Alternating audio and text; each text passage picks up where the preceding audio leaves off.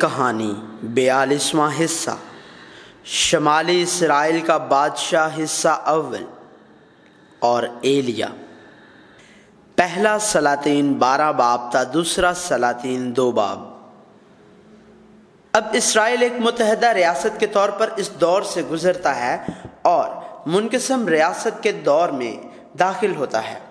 اس زمین پر خدا کی تاریخی بادشاہی جو ابراہیم کے ساتھ شروع ہوئی تھی، داؤد اور سلیمان کے عہد کے عروج پر تیزی سے ٹوٹ رہی ہے۔ اب سے سرگرم نبی جیسا کہ ایلیا اور الیشا اور دستاویزی نبی جیسا کہ یسایہ اور یرمیہ شمالی اسرائیل اور جنوبی یہودا کے گناہوں کی فعال طور پر نشاندہی کریں گے اور خدا کی مکمل بادشاہی کی مزید ٹھوس تصویر کھینچیں گے جو آنے والے مسیحا یسوع مسیح کے وسیلے سے ہوگی۔ ہم پہلے بھی ایسے ہی رہے ہیں، لیکن جب ہم منقسم ریاستوں کے بادشاہوں کو دیکھیں تو ہم پوچھ سکتے ہیں کہ خدا نے ان لوگوں کو بادشاہ کیوں بنایا؟ لیکن خدا نے انہیں بادشاہ نہیں بنایا تھا۔ اگر ہم دوبارہ بائبل کے نشان پر جائیں تو بادشاہت کی تقسیم سلیمان کے جرم کی وجہ سے پیدا ہوئی تھی، اور یہ جاننا ضروری ہے کہ سلیمان جیسے بادشاہوں کا آغاز ساؤل سے ہوا تھا، کیونکہ بنی اسرائیل خدا بادشاہ کو ترک کرتے ہوئے اور ایک انسانی بادشاہ چاہتے تھے۔ انسانوں کی تاریخ میں جو پہلے ہی گنہگار تھے، یہ ثابت ہوا کہ عدن کے بعد پوری تاریخ میں سرکشی کا سلسلہ مسلسل دہرایا گیا، اور پھر انہوں نے خدا کو ترک کر دیا، اور خدا ان چیزوں کو پہلے ہی جانتا تھا، لہٰذا اس نے نجات کا راستہ بنایا اور اسے پیدا کیا۔ چنانچہ اس نے داؤد کا انتخاب کیا جو ساؤل کے بعد بطور خدا کا خادم ظاہر ہوا، اور داؤد کے وسیلے سے اس زمین پر خدا کی بادشاہی کی تشکیل دینا یا ابتدا کرنا نہیں، بلکہ داؤد اور سلیمان کی زندگی کے پہلوؤں کے ذریعے یسوع مسیح کا انکشاف ہوا جو حقیقی بادشاہ اور نجات دہندہ کے طور پر آئے گا، اور اب دنیا کی تاریخ گر رہی ہے۔ یہ خدا کی طرف سے نہیں بلکہ خود ان گنہگار انسانوں کے ذریعے ہوگا۔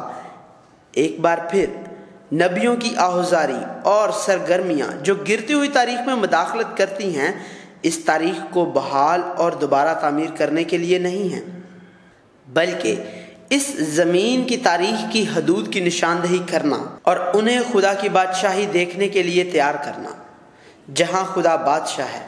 یہی وجہ ہے کہ بادشاہ اور لوگوں نے جو اب بھی اس دنیا کی چیزوں کی پیروی کر رہے ہیں، ان نبیوں کو دھمکی دی، ایذا رسانی کی اور قتل کیا۔ اب جب ہم منقسم ریاستوں کی تاریخ میں داخل ہوتے ہیں تو یہ واضح ہو جاتا ہے کہ وہ ہم سے بدتر نہیں ہیں، اور انکشاف ہوتا ہے کہ ہم اس دنیا میں کس طرح رہ رہے ہیں اور ہمیں کس طرح زندگی گزارنی چاہیے۔ جنوبی یہودا صرف داؤد خاندان میں 20 بادشاہ ہوں گے، ان کی نیکی کی وجہ سے نہیں بلکہ تاریخ میں خدا کے شامل ہونے کی وجہ سے۔ وہ داؤد کی نسل کو آخرکار یسوع مسیح کی طرف لے جاتے ہوئے ہمیشہ کے لیے قائم رکھے گا۔ شمالی اسرائیل یربام خاندان سے شروع ہو کر بادشاہ خاندان، زمری خاندان، امری خاندان، یاہو خاندان، سلوم خاندان، مناہم خاندان، فقیہہ خاندان اور ہوسیہ خاندان، سب نے موت کی خونی جنگ لڑی۔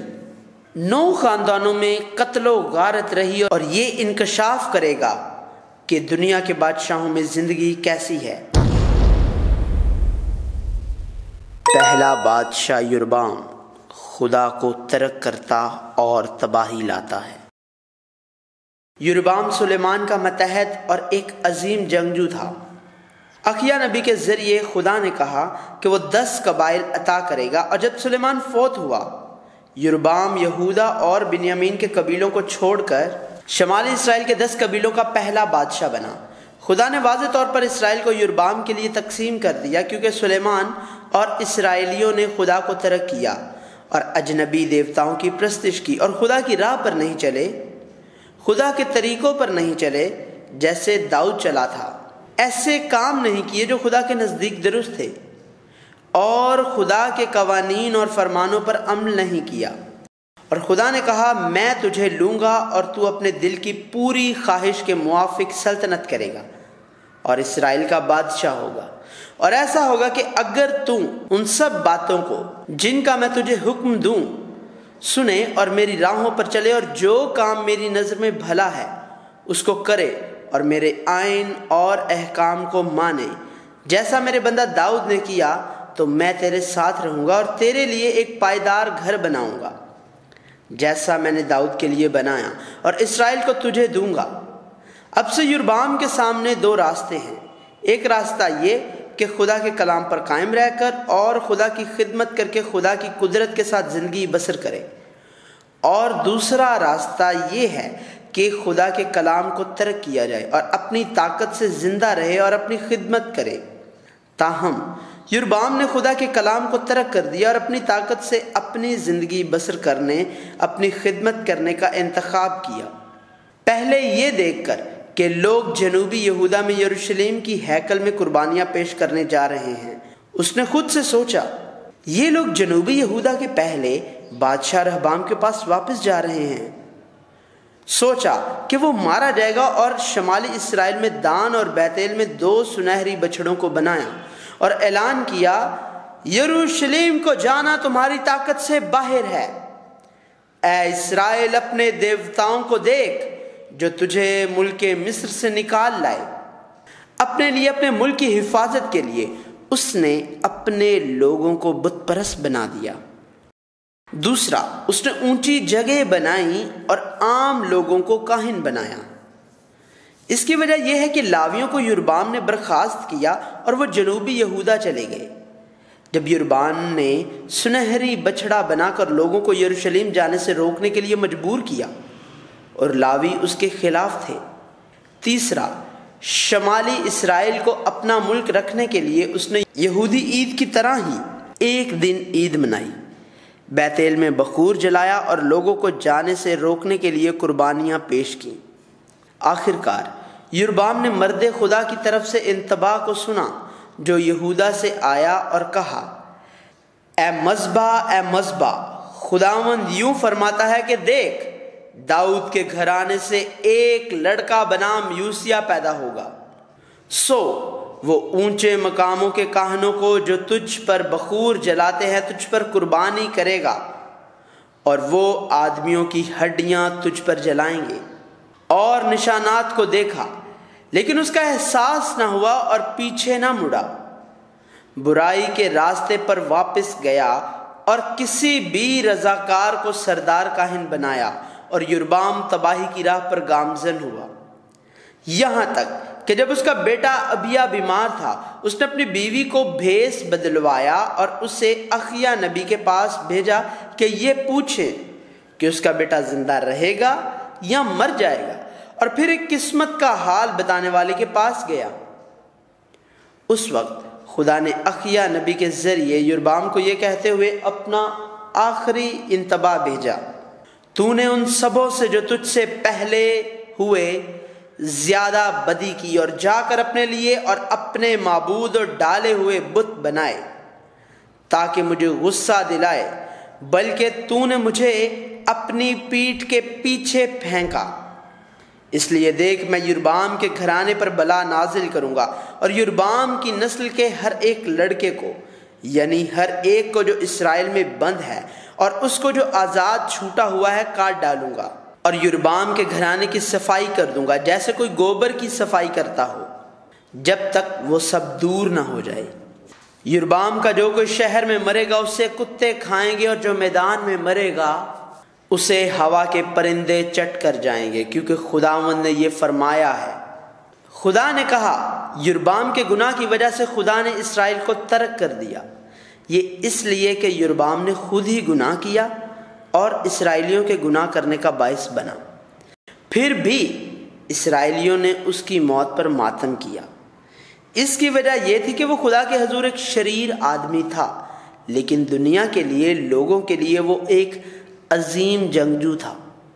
بالآخر یربعام اس دنیا کے بادشاہ کی حیثیت سے 22 سال زندہ رہا اور اس کا انتقال ہو گیا، اور اس کا بیٹا ندب بادشاہ ہوا۔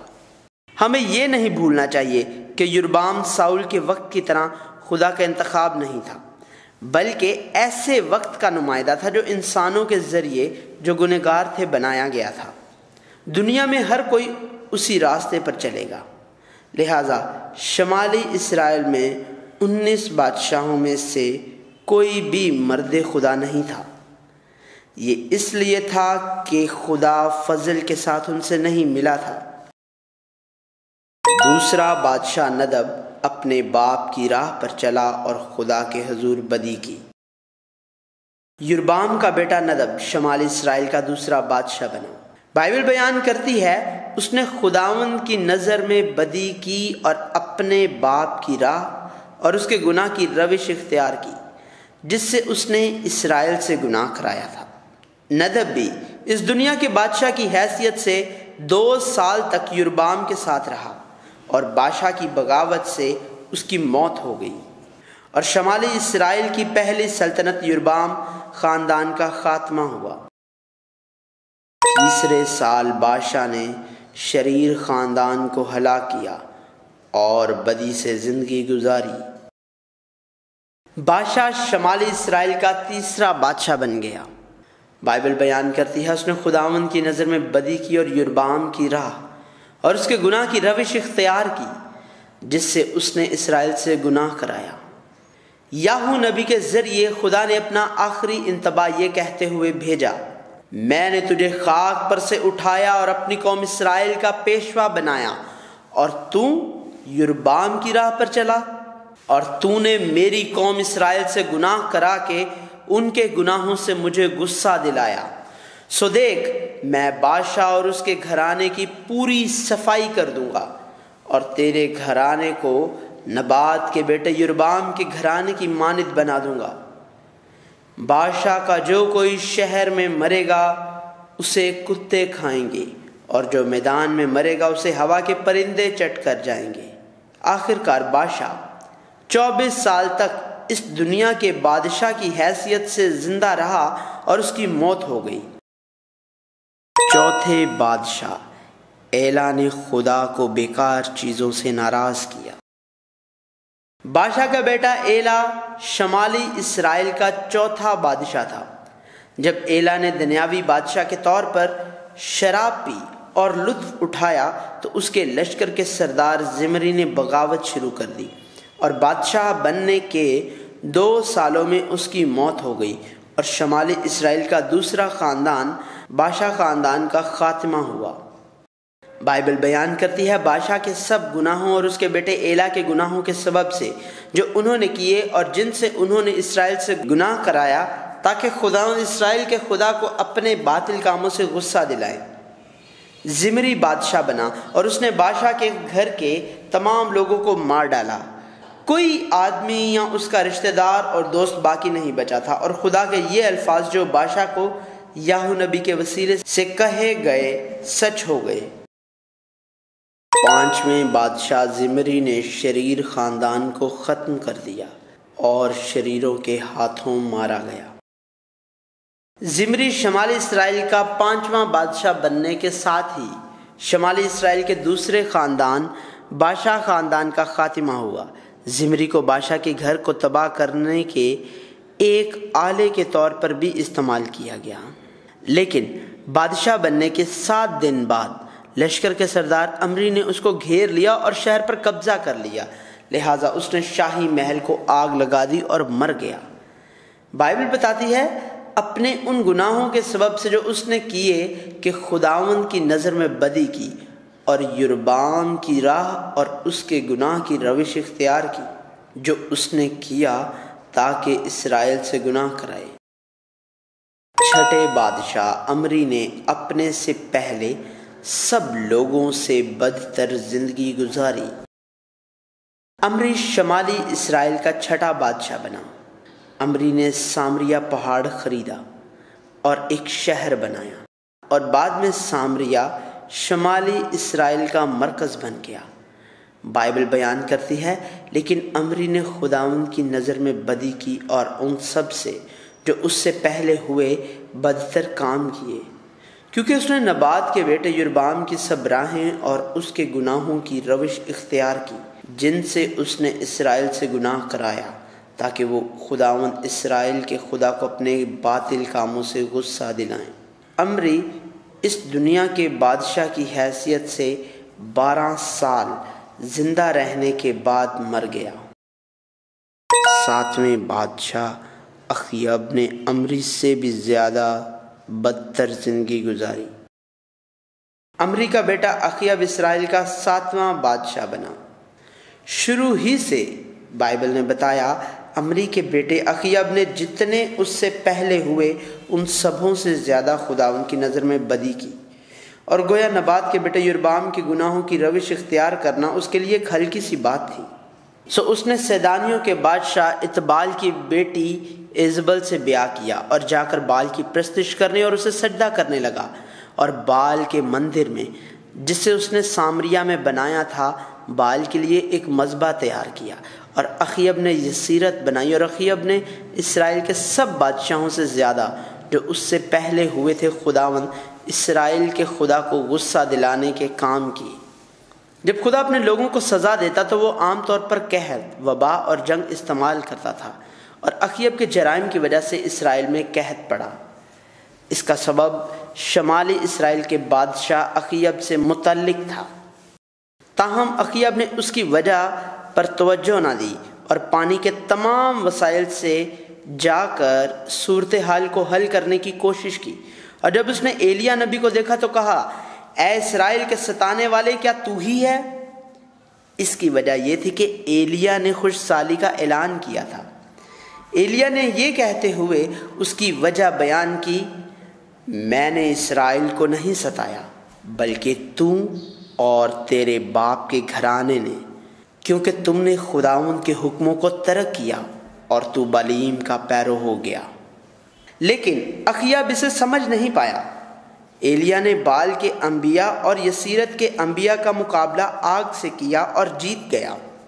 لوگ اور اخیب دونوں اس کے گواہ تھے، اور انہوں نے تھوڑی دیر کے لیے خدا کا نام پکارا، لیکن ایسا معجزہ لوگوں کے دلوں کو خدا کی طرف نہیں موڑتا ہے۔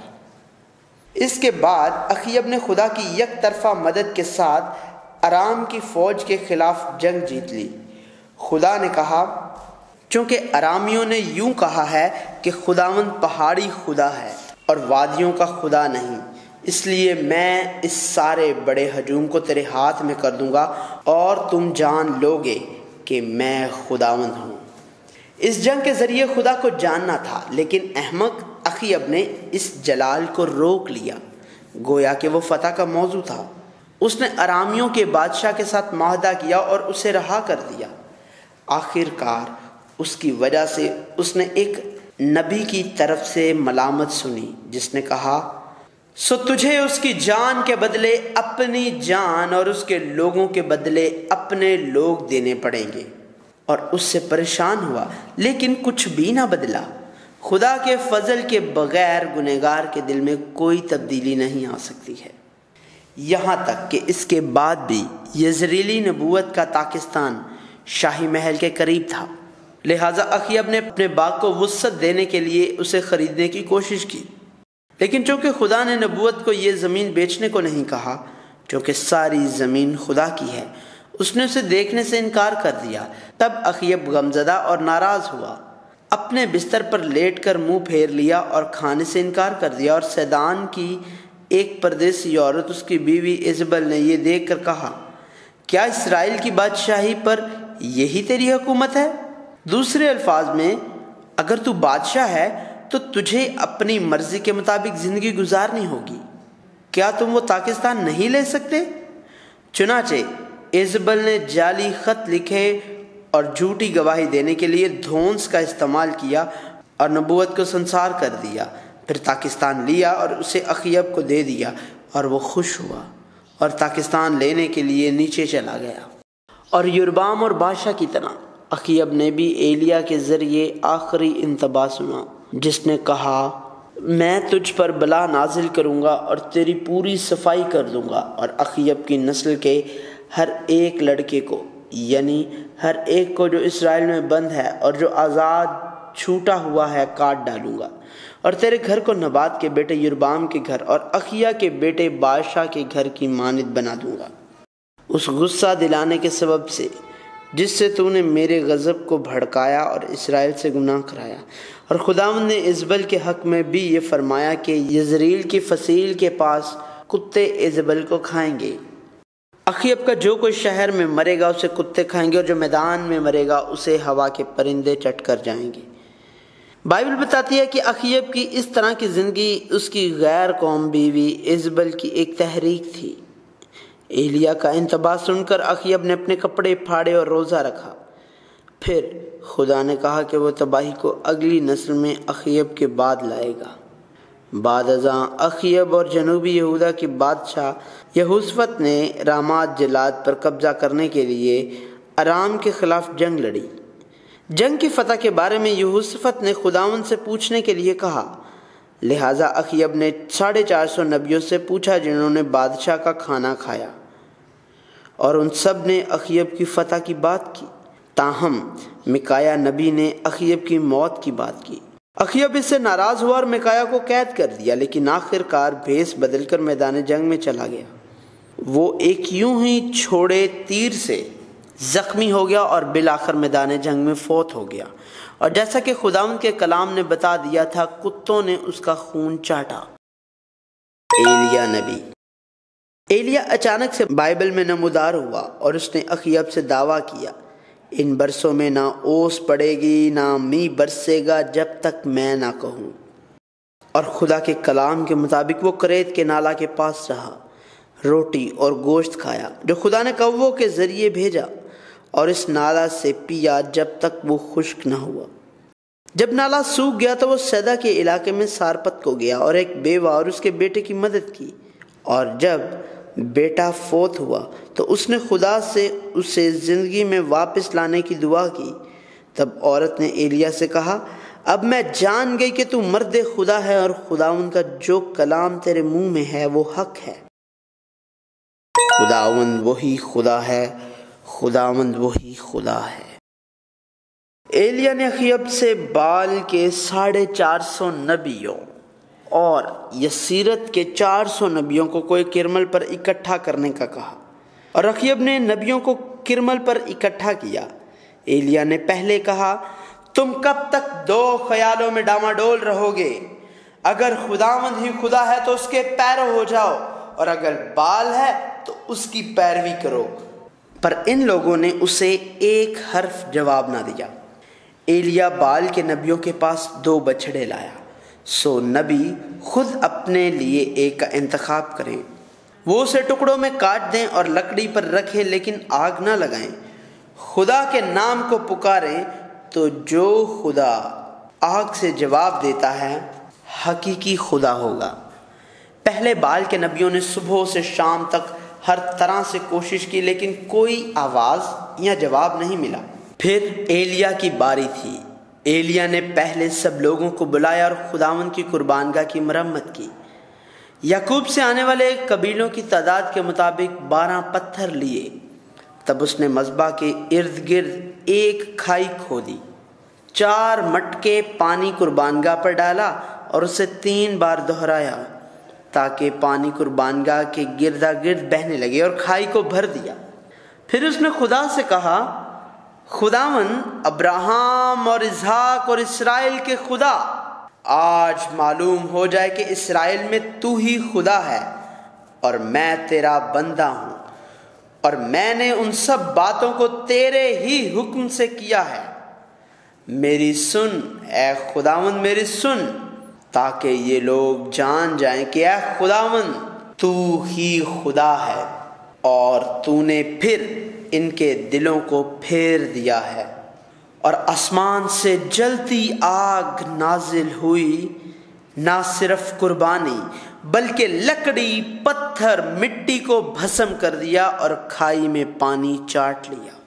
جب سب لوگوں نے یہ دیکھا تو وہ گر پڑے اور چیخ اٹھے، خداوند ہی خدا ہے، خداوند ہی خدا ہے۔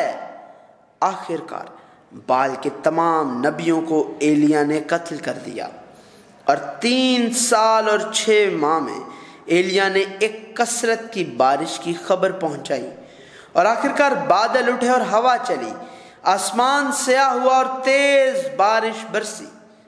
اب لگتا تھا کہ سب کچھ ایلیا نبی نے حل کر دیا تھا، لیکن ہم جانتے ہیں انسان جو بالکل گنہگار ہیں وہ کبھی بھی معجزات کی وجہ سے خدا کی طرف نہیں لوٹتے۔ خدا کو ان کے دلوں سے آنا چاہیے۔ تو یوحنا بپتسمہ دینے والا ایلیا کے روح کے ساتھ آئے گا اور یسوع مسیح کے لیے راستہ کھولے گا۔ خداوند بس ہے، اب میری جان لے لو۔ اخیب سے کوہ کرمل پر واقعہ سننے کے بعد ایزبل نے دیوتاؤں کی لعنت کے ساتھ اعلان کیا کہ وہ ایلیا کو مار ڈالے گی۔ ایلیا نے صورتحال کو دیکھا اور اپنی جان کے لیے بھاگ نکلا، جھاؤ کے پیڑ کے پاس آیا اور اس کے نیچے بیٹھ گیا اور یہ کہتے ہوئے دعا مانگی کہ وہ مر جائے۔ بس ہے اب تو اے خداوند میری جان کو لے لے، کیونکہ میں اپنے باپ دادا سے بہتر نہیں ہوں۔ پھر خدا نے ایلیا کو بار بار چھوا، اسے کھانے پینے دیا۔ ایلیا کھانے کی طاقت سے دن رات چل کر ہورب کے پہاڑ پر گیا۔ ایلیا نے کہا، خداوند ایک میں ہی اکیلا بچا ہوں۔ لیکن خداوند نے کہا، ایلیا تو یہاں کیا کرتا ہے؟ اور خداوند نے ایلیا کو باقی مقاصد دیے، حزائیل کو ارام کا بادشاہ بنانا، یاہو کو شمالی اسرائیل کا بادشاہ بنانا اور اخیب کے لوگوں کو تباہ کرنا، اور ایلیا کے جانشین ہونے کے لیے الیشا کو نبی کے طور پر کھڑا کرنا۔ خدا نے کہا کہ یہاں 7,000 نیک آدمی تھے جنہوں نے ابھی تک بال کے سامنے گھٹنے نہیں ٹیکے۔ ایلیا نے خدا کے حکم کے مطابق الیشا کو نبی بنایا اور حزائیل اور یاہو الیشا کے ذریعے بادشاہ بنائے گئے۔ ایلیا ایک بگولے میں آسمان پر چلا گیا۔ ایلیا جانتا تھا کہ خداوند اسے ایک بگولے میں آسمان پر اٹھائے گا، اور بار بار الیشا سے کہا کہ وہ وہیں رہے جہاں وہ تھا، لیکن الیشا نے بار بار قسم کھائی، خداوند کی حیات کی قسم اور تیری جان کی سوگند، میں تجھے نہیں چھوڑوں گا۔ اور ایلیا کو نہ چھوڑا۔ یہ اس وجہ سے تھا کہ الیشا کو بھی معلوم تھا کہ ایلیا کو آسمان پر اٹھایا جائے گا، اور آخر کار ایلیا نے اپنی چادر لی، لپیٹ کر اس پانی پر مارا اور یردن کو پار کیا، لہٰذا وہ اسے الیشا کے ساتھ خشک زمین پر پار کر سکا۔ اور ایلیا نے الیشا سے پوچھا کہ وہ آسمان پر جانے سے پہلے اس کے لیے کیا کر سکتا ہے۔ تب الیشا نے کہا، تیری روح کا دونا حصہ مجھ پر ہو۔ اور ایلیا ایک بگولے کے ساتھ آسمان پر چلا گیا، اور ایلیا کی روح کا دونا حصہ الیشا پر آ گیا۔ ایلیا نبی خدا کی طرف سے شمالی اسرائیل کی بحالی کے لیے نہیں بھیجا گیا تھا، وہ شمالی اسرائیل کے گناہوں کی نشاندہی کرنے، خدا کی مرضی کو پہنچانے اور آنے والے مسیحا یسوع مسیح کے لیے راہ تیار کرنے کے لیے استعمال ہوا تھا۔